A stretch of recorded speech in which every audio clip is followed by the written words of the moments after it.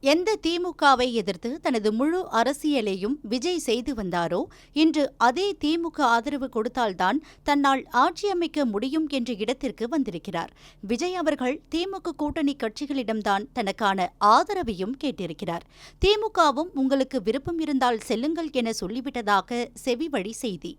இருந்தாலும் பகிரங்கமாகவே முதலில் முந்திக் கொண்டு போய் காங்கிரஸ் தாவேகாவுக்கு ஆதரவு தெரிவித்தது. ஆதரவு அளித்த கையோடு அடுத்த மக்களவை தேர்தல் மற்றும் உள்ளாட்சி தேர்தலிலும் தாவேகாவுக்கு ஆதரவு எனவும் காங்கிரஸ் பகிரங்கமாக அறிவித்தது. ஆனாலும் கொள்கை கூட்டணி என்பதால் விடுதலை சிறுத்தைகள், கம்யூனிஸ்ட் கட்சிகள் இன்னும் போகாமல் இருக்கின்றன. இருந்தாலும் திமுக தலைவர் ஸ்டாலின் அழுத்தமாக நீங்கள் செல்லுங்கள் என சொல்லிவிட்டால் அவர்கள் கிளம்பி விடுவார்கள் என எதிர்பார்க்கப்படுகிறது. அதேபோல் கூட்டணியிலேயே தொடருங்கள் என மு.க.ஸ்டாலின் சொன்னதாகவும் சொல்லப்படுகிறது.